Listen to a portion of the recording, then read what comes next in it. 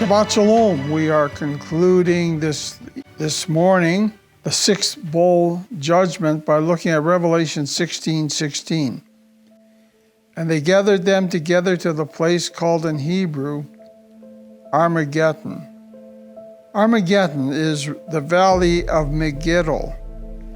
It's named after a valley in central Israel where the war between Jesus and the Antichrist will take place. Megiddo was built upon a hill overlooking the valley of Armageddon.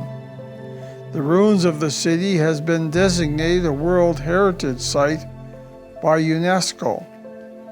An observation pavilion has been built where Christian groups can meet, and pastors have the opportunity to speak about the Battle of Armageddon. The United Nations encourages visitors to meditate on peace, hoping that if we all hold our hands, chant Kumbaya, the positive vibes will somehow prevent the Battle of Armageddon. They even erected a pillar on the site with the words, "May peace prevail on the earth," written in Hebrew, English, and Arabic. To the lost, Armageddon is a terrible nightmare, but not to the Bible-believing Christians. They understood the return of the King occurs at the Battle of Armageddon, and the followers of Satan will be crushed by Jesus. Psalm 2:9, "You shall break them with a rod of iron. You shall dash them to pieces like a potter's vessel."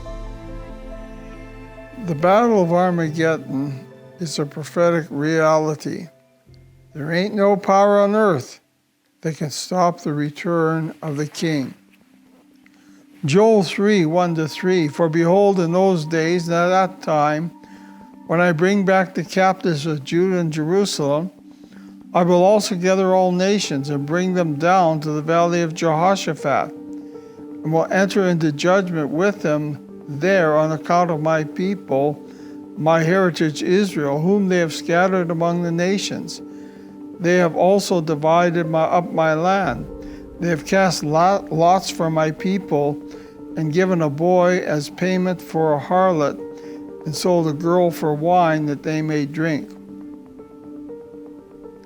The valley of Jehoshaphat, the valley where Jehovah judges. Joel 3:9-16, "Proclaim this among the nations, prepare for war. Wake up the mighty men, let all the men of war draw near. Let them come up, beat your plowshares into swords and your pruning hooks into spears. Let the weak say, I am strong. Assemble and come, all you nations, and gather together all around. Cause your mighty ones go down there, O Lord. Let the nations be awakened and come up to the valley of Jehoshaphat, the valley of judgment. For there I will sit to judge all the surrounding nations. Put in a sickle, for the harvest is right. Come, go down, for the winepress is full, the vats overflow, for their wickedness is great. Multitudes, multitudes in the valley of decision. For the day of the Lord is near in the valley of decision. The sun and the moon will grow dark, and the stars will diminish their brightness. The Lord will also roar from Zion and utter his voice from Jerusalem. The heavens and the earth will shake, but the Lord will be a shelter for his people and the strength to the children of Israel." Zechariah 14:12-14, "For I will gather all nations to battle against Jerusalem. The city shall be taken, the houses rifled, the women ravaged. Half the city shall go into captivity, but the remnant of the people shall not be cut off from the city.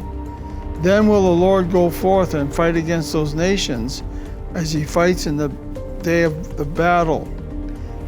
And in that day his feet will stand on the Mount of Olives, which faces Jerusalem on the east. And the Mount of Olives will be split in two from east to west, making a very large valley. Half of the mountain shall move towards the north, and half of it toward the south. I had a friend who attended a very liberal church. So liberal that I would consider that church not to be Christian, but a cult.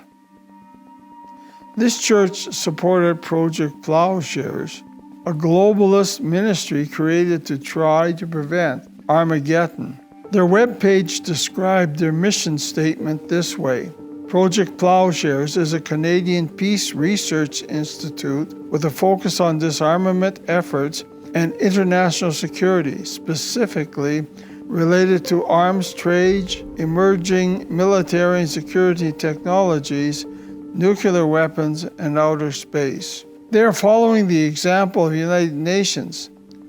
They built their ministry upon part of Isaiah 2:4.